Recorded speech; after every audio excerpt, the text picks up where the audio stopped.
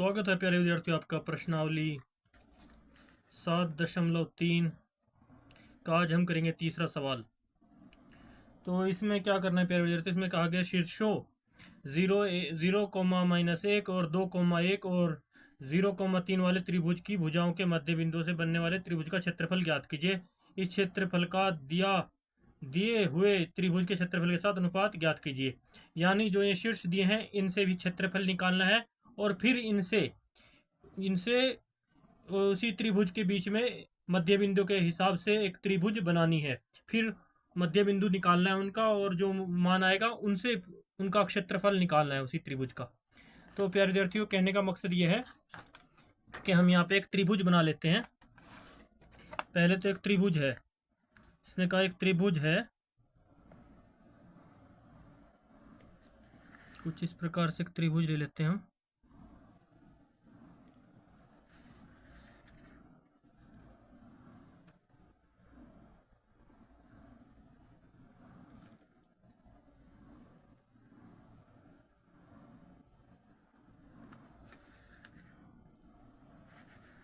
थोड़ी और बड़ी ले लेते हैं।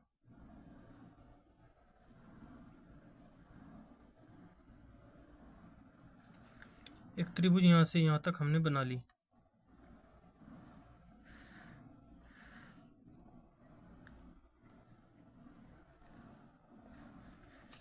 तो ये कह रहा है एक त्रिभुज है।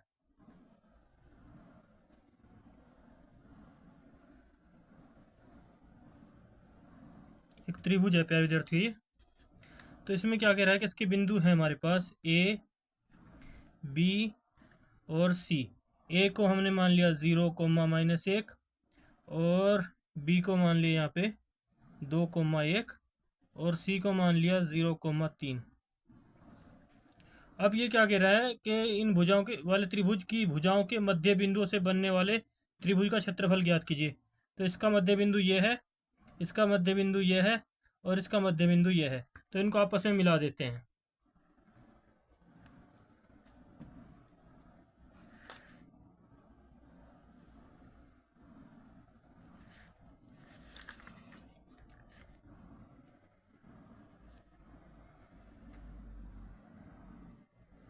तो ये कह रहा है कि इनके बीच में मध्य बनने वाले मध्य बिंदु को हम P, Q और R से प्रदर्शित कर सकते हैं। अब क्या कह रहा है, मध्य बिंदु बनने वाले त्रिभुज का क्षेत्रफल ज्ञात कीजिए। अब इन मध्य बिंदु जो है इनके निकालेंगे। सबसे पहले तो हम ABC के हिसाब से जो है त्रिभुज का क्षेत्रफल निकाल लेते हैं। तो हमारा ज्यामिति के अनुसार क्षेत्रफल निकालने का सूत्र है। फिर उसके बाद जो है P की मध्य बिंदु निकालने के लिए क्या करना पड़ेगा, क्योंकि ये AB का मध्य बिंदु P है। तो फिर जो इसमें x1 प्लस x2 करके और y1 प्लस y2 करके बटे 2 करके जो फॉर्मूला है उससे मध्य सूत्र से वो हम इसका मान निकालेंगे। फिलहाल हम इन सब के मान दे लेते हैं यहाँ पे। इसको x1 कहते हैं, इसको y1 बोलते हैं, इसको x2 कहते हैं और इसको y2 कहते हैं। इस तरह से मान लिख लेंगे यहाँ पे कोमा लगा के। ये x3, y3 के बराबर। तो इस प्रकार से फिर जब हम P और Q के मान निकालेंगे उनको भी यहाँ पे प्रदर्शित कर लेंगे। फिलहाल हम निकाल लेते हैं ABC के अनुसार, ज्यामिति सूत्र के अनुसार इसका क्षेत्रफल निकाल लेते हैं फॉर्मूले से। तो सबसे पहले लिखते हैं यहाँ पे, वो तो हम जब इसका मध्य बिंदु निकालेंगे वो मध्य बिंदु से P का मान निकल जाएगा। लेकिन हम सबसे पहले अभी जो है त्रिभुज का क्षेत्रफल निकालते हैं जो हमारे पास ये मान दे रखे हैं इनसे। तो लिखते हैं प्यारे विद्यार्थियों हल। जो त्रिभुज बनाना है आपको रफ काम में बना लेना है अलग से समझने के लिए, ताकि आप इसे अपने सवाल को हल कर सकें आसानी से। तो ये बनाना बहुत ज़रूरी है ताकि इससे आपके सवाल में आसानी होगी सोल्व करने में। तो लिख लेते हैं सबसे पहले हल। हल क्या है प्यारे विद्यार्थियों, हल में है हमें मानना है, मान लो a बराबर जो है ये a की वैल्यू जो हमने यहाँ पे मान ली निर्देशांक के 0,-1 कोमा करके b के मान ली यहाँ पे निर्देशांक x और y के तौर पे ये मान है x और y, ये 2,1 निर्देशांक ज्यामिति में x और y का ही मान चलता है जहाँ पे भी आप देखेंगे। पर इसमें सवाल इस तरह से दे रखा तो हमें उसके हिसाब से मैनेज करना होगा जो उसका तरीका है। तो इसके बाद आगे बढ़ेंगे और सी के अनुपात क्या बनाएगा यहाँ पे, सी के मान लें अनुपात नहीं, निर्देशांक जो है 0,3 है। 3 ए बी सी के शीर्ष है, लिखेंगे ए त्रिभुज ए बी सी के शीर्ष है। त्रिभुज ए बी सी के शीर्ष हैं, यानी ये निर्देशांक दिए हुए हैं, एक तरह से इनको शीर्ष भी कहते हैं, शीर्ष हैं। तो इसलिए त्रिभुज का क्षेत्रफल क्या होगा, इन्हीं शीर्षों से हम इसका क्षेत्रफल निकालेंगे त्रिभुज सूत्र से। इसलिए त्रिभुज का क्षेत्रफल, फॉर्मूला हमारे पास है 1/2 रूट यानी वर्ग यानी ब्रैकेट x1 लिखेंगे तो फॉर्मूला क्या बन जाएगा, y की वैल्यू क्या आएगी y2 माइनस y3। जब x2 लिखेंगे तो क्या होगा, मैंने पहले बता चुका था इससे पहले वाले सवालों में, वो आप देख सकते हैं जाके। तो x2 है तो फिर y3 से शुरू होगा, 2 के बाद 3 आता है, क्योंकि 1 2 3 की पॉइंट से ये सोल्व होता है। 3 के बाद डायरेक्ट किस पे जाएगा, 1 पर जाएगा y1। उसके बाद प्लस x3 करेंगे तो क्या वैल्यू आएगी, x3 के बाद 3 के बाद तो एक ही आता है y1 माइनस y2। तो इस तरह से ये वैल्यू आ गई हमारे पास और ब्रैकेट बंद। तो ये सूत्र है हमारे पास, इस सूत्र को लगाते हैं हम डायरेक्टली इन सवालों में। तो इनमें क्या कर लेते हैं, पहले तो पहले बता देते हैं आपको, मैंने यहाँ पे भी त्रिभुज में भी बताया आपको, इनको x1 और y1 ये सब हमने माना था। इसमें भी हम प्रदर्शित कर लेते हैं आपको समझाने के लिए और ताकि आपको भी आसानी हो। इसमें x1 कहेंगे इसको, कोमा इसको y1, इसको x2 कोमा y2, इसको x3 कोमा और y3। इसे जान लेते हैं, इसे समझने के लिए आपको आसानी होगी। तो अब क्या करना है इसमें, ताकि आप आसानी से मान पुट कर सकें, डायरेक्टली आपको लिखना है 1/2 बराबर, आगे बढ़ेंगे 1/2 और बराबर करते हुए x1 का मान क्या है 0, और उसके बाद इनटू में क्या है y2 की वैल्यू क्या है, y2 की वैल्यू है 1 और y1 की वैल्यू क्या है -1। तो इसमें यहाँ पे मंझली ब्रैकेट शुरू होगी, क्योंकि अंदर भी माइनस है बाहर भी माइनस है, तो -1 करेंगे और ब्रैकेट मंझली बंद। उसके बाद हमारे पास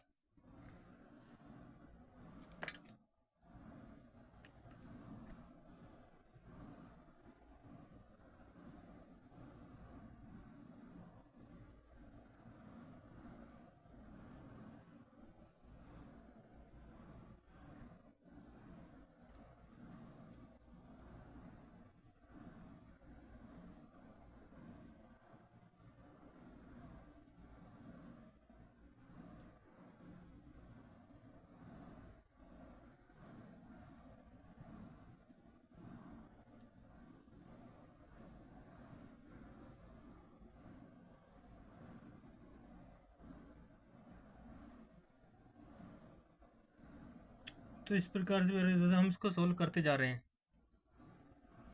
तो यहाँ पे हमने लिख लिया वैल्यू यहाँ पे। इसके बाद आगे बढ़ेंगे हम,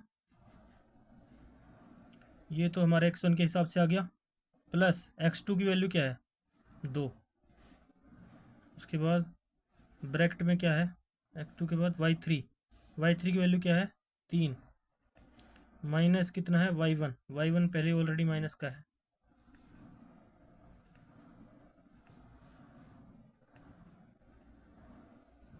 मंझली ब्रैकेट बंद।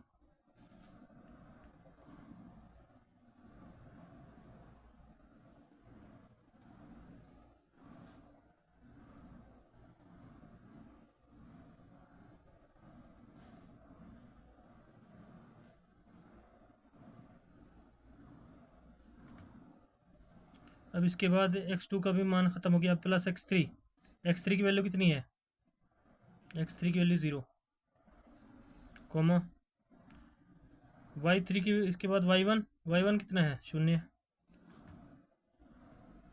ना सॉरी -1 है,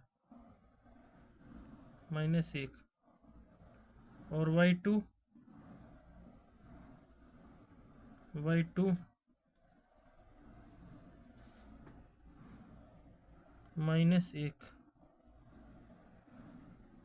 y2 भी -1 है।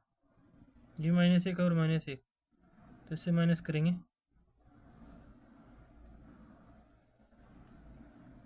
और ब्रैकेट बंद। ये इतना मान आ रहा है यहाँ पे। अब आगे बढ़ेंगे। अब 0 है, यहाँ पे भी 0 है, तो यहाँ पे क्या आ गया, इनके आपस में जमा हो जाएंगे, और एक ये प्लस का है, अंदर ही प्लस हो जाएगा 2, ब्रैकेट बंद, प्लस 2 है, और यहाँ पे ये प्लस माइनस के हैं, तो 3 + 1 हो जाएगा, 3 + 1 हो जाएगा यहाँ पे। और ये 0 है, ये 1 और 1 2 माइनस के हैं, तो माइनस के 2 हो जाएंगे, और ब्रैकेट बंद। तो फिर उधर से आगे बढ़ेंगे हम, 1/2 ब्रैकेट 0 से जो गुणा होगी 2 की, तो क्या आएंगे,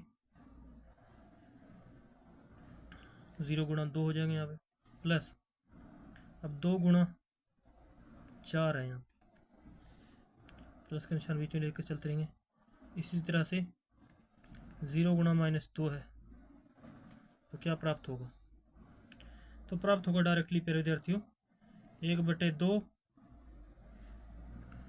इनके आपस में गुणा करिए 0 आया, 2 की +4 से करिए 8 आया, प्लस 2 की 0 से करिए 0 आएगा, चाहे माइनस हो चाहे कुछ भी हो। तो इसके बाद 1/2, 0 से जोड़ के करा तो 8 आया, 8/1 लेते हैं हम, क्योंकि जिस संख्या कुछ नहीं था, तो इस बराबर 4 आया। तो इससे यहाँ पे क्या सिद्ध हो गया हमारे पास कि उसका मान 4 है, क्या नाम, अतः ABC का क्षेत्रफल जो है, इसलिए लिखेंगे, इसलिए त्रिभुज ABC का क्षेत्रफल 4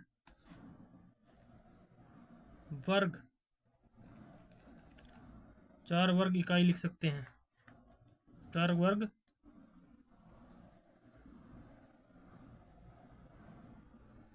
वर्ग इकाई या मात्रक होगा, इकाई है। इसके बाद हम क्या करते हैं, इसके बाद दूसरा पॉइंट है ना कि मध्य बिंदु से बनने वाले त्रिभुज का क्षेत्रफल ज्ञात कीजिए। तो अब हम मान लेते हैं क्या, PQR जो है इनके बारे में लिखेंगे। मान लो त्रिभुज ABC में AB और AC और BC के मध्य बिंदु क्रमशः PQR हैं, तो यहाँ पे लिखेंगे दूसरी कंडीशन से। अब थोड़ा आगे बढ़ेंगे। अब हम मान लेते हैं, अब यहाँ पे लिखिए, अब मान लो, क्योंकि हम दूसरे पॉइंट से चल रहे हैं, पॉइंट ऑफ व्यू से, जिसमें इसने कहा है कि भाई बिंदुओं से बनने वाले त्रिभुज, मध्य बिंदु से बनने वाले त्रिभुज का क्षेत्रफल ज्ञात कीजिए। अब मध्य बिंदु की बात करते हैं, तो अब मान लेते हैं, मान लो ABC जो त्रिभुज है हमारी, ABC में भुजा AB कोमा भुजा AC और भुजा BC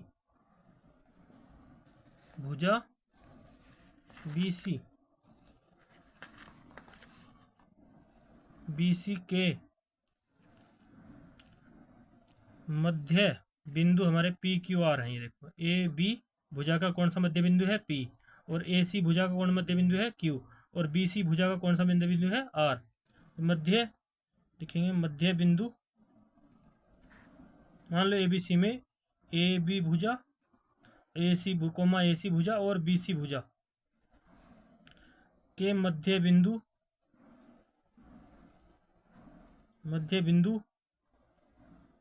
क्रमशः जो दे रखे हैं हमने, इसमें मान रखे हैं, क्रमशः, क्रम के अनुसार, क्रमशः AB का तो P है, कोमा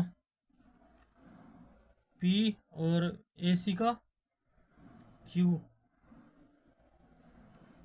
और BC का R है, Q पी क्यू आर है, डायरेक्ट लिख देते हैं,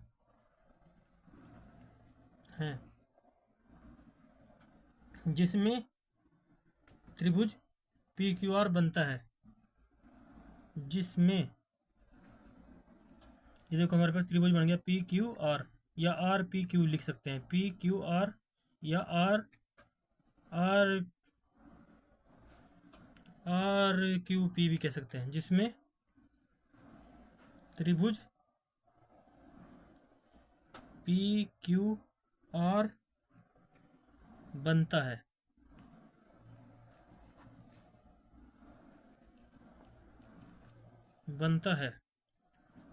तो थोड़ा सवाल लंबा होगा ये प्यारे विद्यार्थियों, क्योंकि अभी हमें इसका भी जो है मध्य बिंदु निकालना है। मध्य बिंदु निकालने का सूत्र चलेगा इसमें। मध्य बिंदु निकालने का सूत्र आपको पता ही है, x1 प्लस x2 बटे 2 और y1 प्लस y2 बटे 2। तो इस तरह से मध्य बिंदु का सूत्र है हमारे पास, जो इन्हीं के पॉइंटों से निकल जाएगा। तो इससे हमें क्या कहते हैं, बनता है। तो इसलिए लिखेंगे, इसलिए ए बी भुजा का जो मध्य बिंदु है, इसलिए ए बी भुजा का मध्य बिंदु P है। इसलिए P के निर्देशांक जो हैं x और y के रूप में क्या होंगे, x, y के तौर पर क्या होगा सूत्र के अनुसार। इसके लिए होगा सूत्र x1 प्लस x2 बटे 2, y1 प्लस y2 बटे 2, तो इस तरह से हमें इसके लिए P के जो निर्देशांक है, ए बी भुजा का मध्य बिंदु P है, तो P के जो निर्देशांक x और y निकालेंगे, उसके लिए फॉर्मूला ये बनेगा। तो हमारे पास इसमें ए बी की वैल्यू क्या दे रखी है, ए का मान जो है यहाँ पे देख लो, ए का मान x1 में क्या है, x1 में ए का मान 0 है, तो 0 लिखेंगे। और x2 का मान क्या है ए बी में 2 प्लस 2 लिखेंगे, और बटे 2 कोमा लगाएंगे। इसके बाद y1 पे बढ़ेंगे आगे।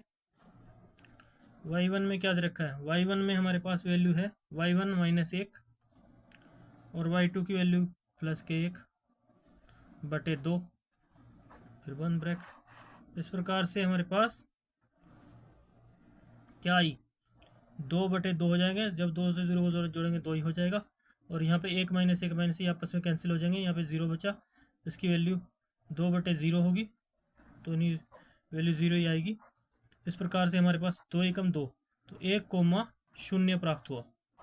किसके आए हैं निर्देशांक, P के निर्देशांक। इसलिए P के निर्देशांक हमारे पास जो है, इनको हम 1,0 के रूप में भी लिख सकते हैं, ये आया हमारे पास। तो इसलिए इसको आगे बढ़ने पर हम इसको इस प्रकार से लिख सकते हैं, P के जो निर्देशांक हैं 1,0 है। तो इनके निर्देशांक निकाल लिए हमने यहाँ पे। अब इनके निर्देशांक, मध्य बिंदु के निर्देशांक, P का निर्देशांक निकल के आ गया, तो P का हम पॉइंट लिख देते हैं। क्या मान आया यहाँ पे, P का मान 1,0 ये आया, क्योंकि अभी इनके इन मानों से हमें इसका क्षेत्रफल निकालना पड़ेगा पी क्यू आर त्रिभुज का। तो इसके बाद बात कर लेते हैं, आगे बढ़ते हैं प्यारे विद्यार्थियों। आगे के लिए क्या है, अब हमें मान निकालना है किसका।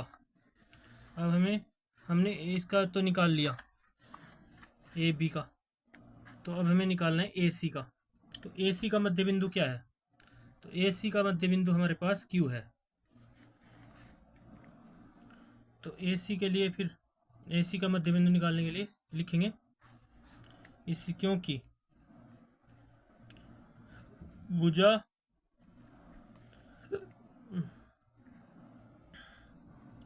क्योंकि त्रिभुज में भुजा ए सी का मध्य बिंदु कौन है, क्यू है। इसलिए मध्य बिंदु सूत्र से क्या बनेगा, क्यू के निर्देशांक जो होंगे, क्यू के लिए हम एक्स और वाई की वैल्यू पुट करेंगे सूत्र के अनुसार। तो क्या आएगा, x1 प्लस x2 बटे 2 कोमा y1 प्लस y2 बटे 2। तो ये फॉर्मूला लगेगा।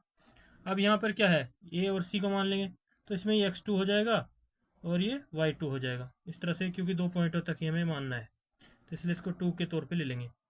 तो सबसे पहले x1 की वैल्यू क्या याद रखिए, यहाँ पे 0, और x2 की वैल्यू कितनी है, वो भी 0 बटे 2, बराबर में चलते रहेंगे। इसी प्रकार से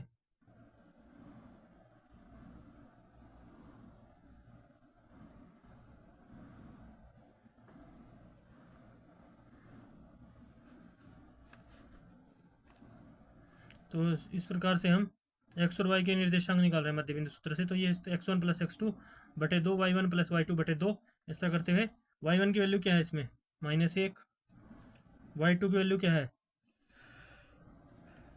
3 बटे 2। तो क्या होगा प्यारे विद्यार्थी, आगे बढ़ने पर 0 से 0 बटे 2 आ जाएगा, इसकी वैल्यू 0 रहेगी। ये 3 प्लस के ज़्यादा हैं और ये कम है, तो प्लस के 2 आएंगे, 2 बटे 2। क्या होगा, इससे भाग करेंगे 0 आएगा, 2 से 2 कैंसिल हो जाएगा, तो 2 एकम 2। तो इसलिए हमारे पास पी क्यू के निर्देशांक आ गए हमारे पास, इसलिए क्यू की वैल्यू आ गई हमारे पास 0,1, ये वैल्यू आ गई क्यू के लिए। अब किसकी बात करें, अब त्रिभुज में भुजा BC, त्रिभुज ABC में, त्रिभुज ABC में जो हमारी BC भुजा है, BC भुजा का मध्य बिंदु क्या है, भुजा का मध्य बिंदु हमारे पास BC भुजा का मध्य बिंदु R है। तो R के निर्देशांक क्या होंगे, R के तौर पर अगर हम XY मध्य बिंदु सूत्र से चलें तो x1 प्लस x2 बटे 2, कोमा y1 प्लस y2 बटे 2 चलेंगे। तो इसमें क्या करेंगे पहले, अब जो x1 b1 की वैल्यू यहाँ पे है, तो b1 में जो है इसको x1 कर लेंगे और इसको y1 कर लेंगे और इनको x2 और y2 के तौर पे रखेंगे। तो b1 के मान क्या रखें, यहाँ पे x1 की वैल्यू क्या है, यहाँ पे ऑलरेडी 2 है आगे बढ़ने पर, और x2 की वैल्यू 0 है, प्लस 0 बटे 2, कोमा। अब इसके बाद यहाँ पे y1 की वैल्यू क्या है, 1 है, y2 की वैल्यू क्या है, 3 है, बटे 2। तो क्या हो रहा है प्यारे विद्यार्थी, आगे बढ़ने पर तो हमारे पर यहाँ पे 2 प्लस 0 करेंगे, 2 बटे 2 आएगा, 2 का 2 ब्रैकेट, कोमा, तीनों रेखे जोड़ेंगे 4 बटे 2 आएगा। तो क्या होगा, ये कट जाएंगे आपस में, 2 एकम 2 और 2 दूनी 4, 1,2।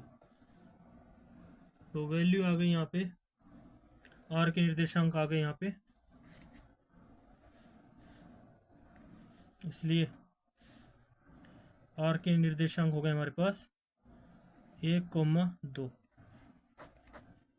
ये R के निर्देशांक XY के तौर पे।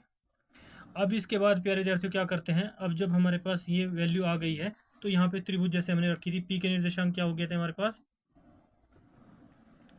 तो इसी प्रकार से यहाँ पे इनके पॉइंट लिख लेते हैं। Q के क्या निर्देशांक आए, Q के निर्देशांक आए 0,1 और R के निर्देशांक आए हमारे पास 1,2, 1,2। अब इनको भी प्यारे विद्यार्थियों, अब जब क्षेत्रफल निकालना है तो P के निर्देशांकों को x1 मान लेते हैं, इसको y1, और Q के x2 और इसके y2 और इसके x3, y3, क्योंकि हमें अनुपात निकालना है इनका, तो इस तरह से हम इनको भी मैनेज करेंगे। ये सिर्फ हमारा रफ काम है प्यारे विद्यार्थियों, बस समझने के लिए आपको बता रहा हूँ। तो अब लिखेंगे, अब आगे, अब त्रिभुज PQR का क्षेत्रफल देख लेंगे। अब त्रिभुज PQR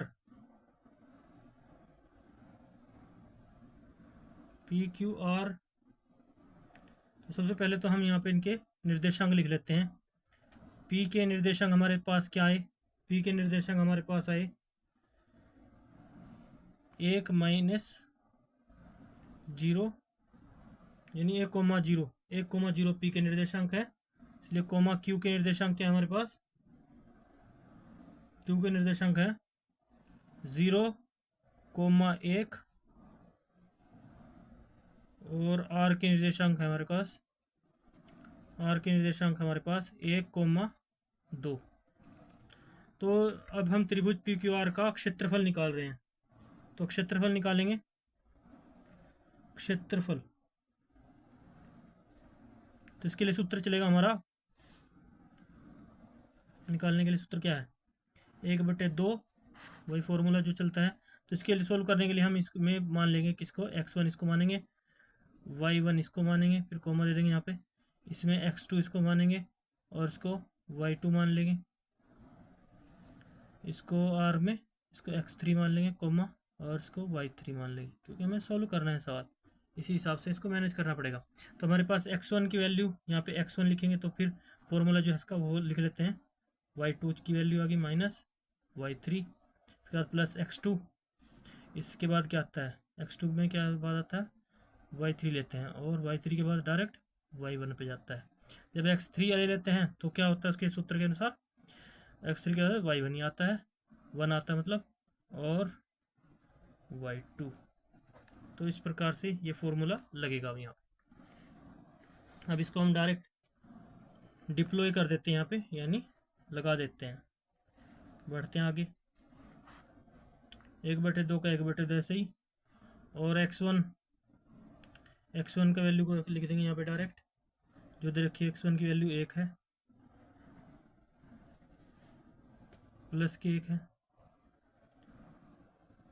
तो इसके बाद ब्रैकेट में y2 की वैल्यू कितनी है? 1 है, y2 के बाद कितने माइनस है? y3 यानी 2। इसके बाद प्लस x2 की वैल्यू कितनी है? 0, कोमा, इसके बाद y3 की वैल्यू कितनी है? 2, माइनस y1 की वैल्यू कितनी है? 0, प्लस x3 की वैल्यू कितनी है? 1 को ब्रैकेट, उसके बाद x3 के बाद किसकी वैल्यू कर दी हमने? y1 की वैल्यू कितनी है? 0, और y1 में से किसको घटाया? y2 को, y2 की वैल्यू कितनी है? -1, ब्रैकेट बंद। 1/2, अब इनके आपस में गुणा कर लेते हैं, ये 1 का 1 आएगा, 2 में से 1 को घटाएंगे माइनस के, गुणा में माइनस का 1 आएगा यहाँ पे, ये 0 है, ये गुणा में 0 करके प्लस का निशान लगाएंगे बीच में, और ये ब्रैकेट बंद। यहाँ पे 2 में से 0 घटाएंगे 0, इसलिए 0 गुणा 2 हो जाएगी यहाँ पे, प्लस 1 माइनस से 1 करेंगे तो माइनस का 1 ही आएगा, तो माइनस के 1 से 1 गुणा करेगा, 1 गुणा -1, तो यहाँ पे वैल्यू देख लेते हैं फिर आगे बढ़ने पर। तो क्या आएगी यहाँ पे वैल्यू? 1/2, 1 और 1 गुणा करा, तो गुणा करने पर ब्रैकेट -1 हुआ, और 2 की 0 से गुणा करी तो ये प्लस में 0। अब यहाँ पे क्या आएगा? माइनस, एक बाहर माइनस और अंदर माइनस है, तो यहाँ पे माइनस के 1, ब्रैकेट बंद। आगे बढ़े, 1/2, यहाँ पे -1 और -1 है, ये आपस में जुड़ गए, तो क्या आ जाएगा? -2। इसके लिए फिर आगे बढ़ेंगे, बराबर कर लेते हैं, 1/2 गुणा -2, तो गुणा करने पर कट जाएंगे आपस में, तो माइनस का 1 आया क्षेत्रफल, तो लिखेंगे माइनस का 1, लेकिन इसमें लिखें क्योंकि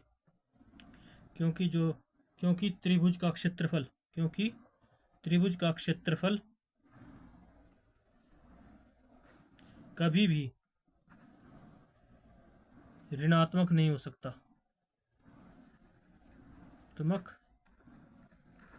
नहीं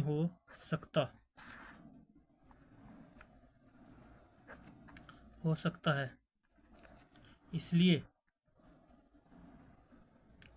त्रिभुज का क्षेत्रफल, त्रिभुज पी क्यू आर का क्षेत्रफल बराबर एक वर्ग इकाई कह लेंगे। एक वर्ग इकाई है, एक वर्ग इकाई है या एक वर्ग मात्रक है, इकाई है। इसका त्रिभुज का क्षेत्रफल ये मान लिया हमने।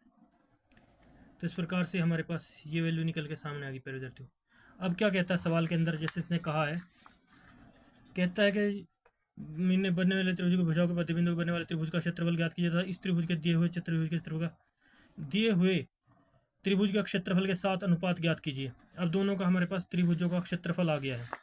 पहले त्रिभुज का क्षेत्रफल कितना है हमारा पास 4, और दूसरे जो त्रिभुज बनकर हमारे पास आया इसका क्षेत्रफल कितना आया हमारे पास, ABC के त्रिभुज का क्षेत्रफल आया 4 वर्ग इकाई, और जो PQR का क्षेत्रफल आया 1 वर्ग इकाई। तो यहाँ पे इन दोनों से तुलना कर सकते हैं हम, ABC और इसकी। तो अब क्या लिखेंगे अब आगे अनुपात करने पर दोनों का अनुपात, यानी इस त्रिभुज का दोनों त्रिभुजों का अनुपात करने पर इस त्रिभुज का दिए हुए त्रिभुज के क्षेत्रफल के साथ अनुपात ज्ञात कीजिए। तो इसलिए लिखेंगे इसलिए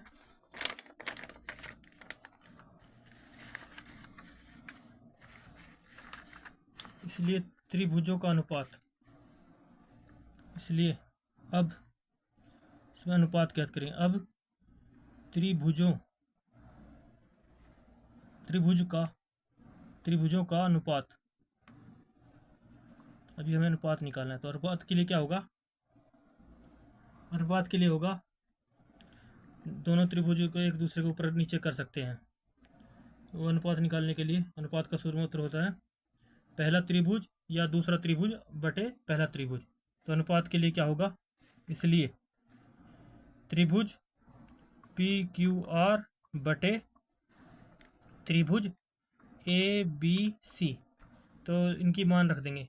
त्रिभुज ABC में क्या नाम है हमारे पास, क्या वैल्यू है त्रिभुज ABC के, त्रिभुज ABC का मान क्या आया था, त्रिभुज ABC का मान हमारे पास आया था 4, क्षेत्रफल 4 वर्ग। तो PQR का मान कितना आया था हमारे पास, मान PQR की वैल्यू वर्ग आया था हमारे पास, यहाँ पे ये देख सकते हैं आप, 1 वर्ग इकाई, 1 वर्ग इकाई। PQR का क्षेत्रफल कितना है 1, तो 1 लिखेंगे, बराबर करते हैं यहाँ पे 1 वैल्यू है। और इसका ABC का क्षेत्रफल कितना है 4 वर्ग इकाई, तो इसको 4 लिखेंगे। तो अनुपात के तौर पे लिखना है, तो इसके आगे बढ़ने पर इसको हम लिख सकते हैं, इसका उत्तर जो आएगा हमारे पास वो इस प्रकार लिख लिया हमने। तो इसलिए अनुपात के रूप में जो होगा ये आगे बढ़ने पर 1:4, यही हमारा आंसर होगा। हमारे सब सवालों के आंसर आ गए हैं अपने हिसाब से, हमने उनके, ये भी एक आंसर है इसका 4 वर्ग इकाई इसका पहले का क्षेत्रफल, और 1 इकाई वर्ग जो क्षेत्रफल इसका है ये भी सब आंसर में ही है। तो सबसे प्यारे विद्यार्थियों, इसलिए ये सवाल हमने सोल्व कर दिया। इसके बाद हम करते हैं नेक्स्ट सवाल आने वाले प्रश्न में। तब तक के लिए बाय बाय, जय हिंद।